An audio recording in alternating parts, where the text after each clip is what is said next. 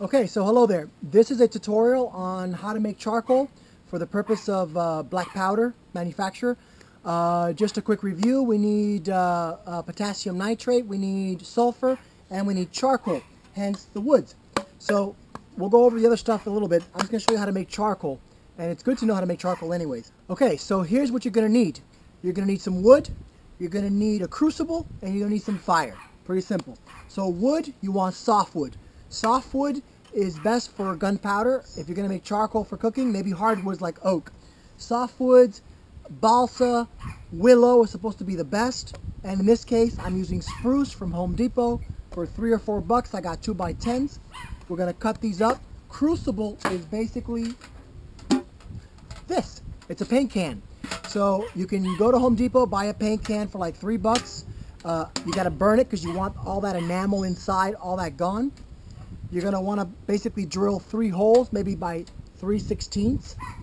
And that's really the key thing is to cook them in here so that you don't have oxygen. The difference between ash and charcoal is the absence of oxygen when you cook it. So basically, if you cook it without oxygen, it's going to give you charred coal, hence charcoal versus ash. I'll show you how that goes, and we'll cut these up so we can make them fit in here, and I'll show you how that looks. Get a little axe, and we'll get going here.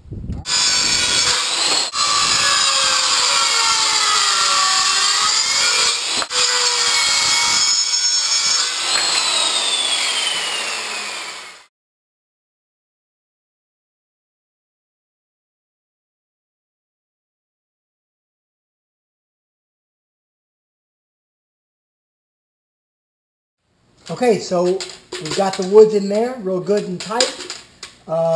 Ready to put the lid. Make sure you got your holes, and we'll shut it closed.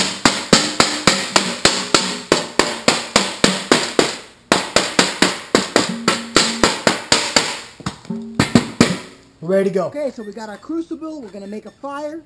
Gabriel, this is my son Gabriel. Say hello. Hello. All right, so we're gonna take this wood. It's good to live on 5 acres. I got forest behind me. If not, you're gonna have to get some wood somewhere. We'll make this fire. By the way, pine cones, a really good way to start a fire, by the way, just so you know.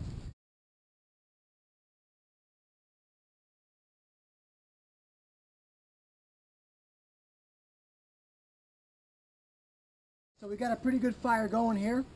And what we'll do now is we'll take our paint can and put it in the fire. And this is where it's good to have a handle because you're going to need this when you try to take it out. So we'll put it in there. Try to find a good little spot.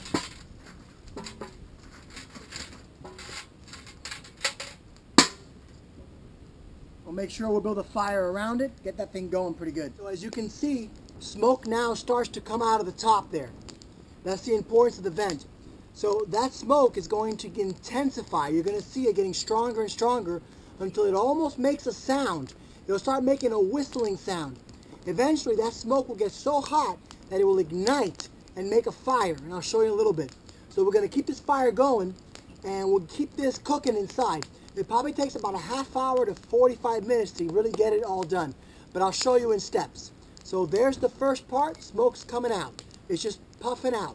It'll eventually get into more strength, and we'll show you a little bit. It's getting hot enough now that even the smoke might even ignite. So, see that? So the smoke is so hot that it's igniting the wood when it comes in contact with it. Just like that. Eventually it'll turn to just a plume of fire. So now you notice that the smoke has turned to flame, and it's just blowing out flame at a strong pressure. We're going to wait until that dies down. Once that dies down and it turns off, we got to pick this up. Very important, a little wet towel, wet rag.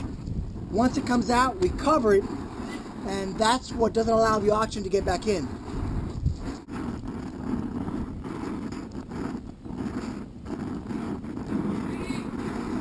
So you notice now, it's been about maybe 35, 40 minutes into it. The flame is nowhere near as strong. It's dying down. This is when you got to watch it. Keep it nice and hot. Eventually that flame is going to die down. Once it does, get the wet rag, take it out, cover it, you're done. Let it cool off. Okay, so we still got the fire going. This thing is almost out. Just about there.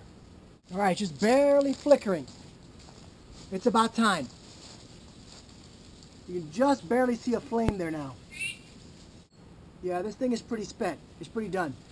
All right, we'll take the handle. Let me come around like this. Pull this baby out. Pull it down here. And immediately cover it like that. Okay, so that's it. We put this on there. No oxygen can get in. We're going to wait for it to cool down. We should have brand new charcoal. I'll show you when it's all cold.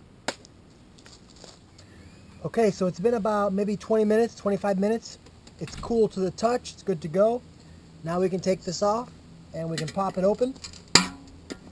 And let's see what we got. All right. Pop it open and take a look. Magically, now we've got charcoal sticks. We'll take one of these out. We want to make sure that I can take one of these out.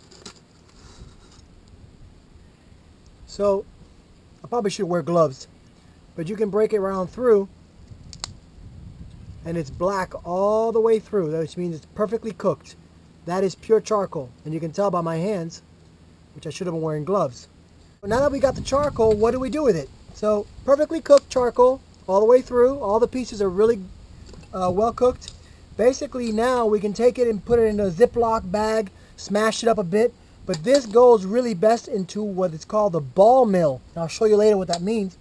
And that pulverizes it with little lead balls, and it turns it into a fine powder, which we could use then to mix it in to make our black powder, which is going to be 75% potassium nitrate, 15% charcoal powder, and 10% sulfur.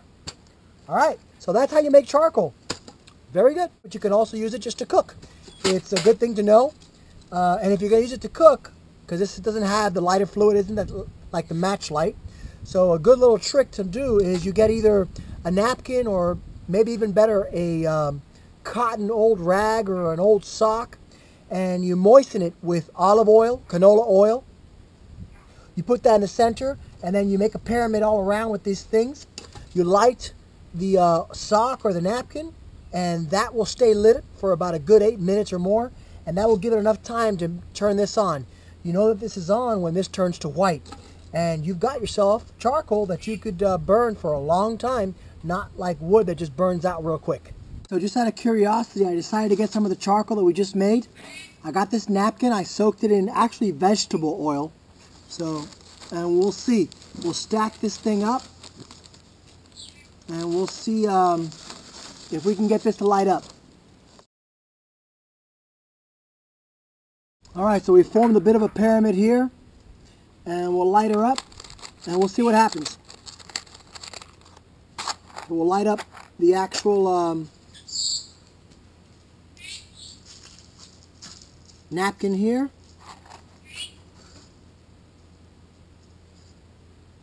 Get that going.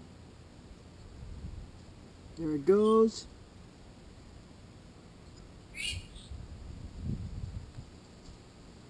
And we'll see if we can get these things lit up.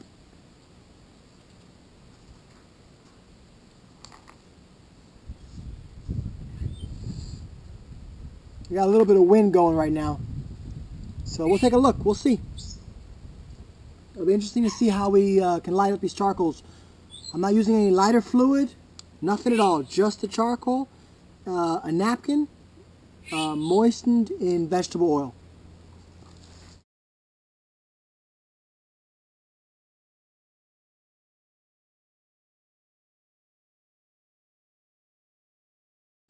Okay, so that actually took less than like 5 minutes.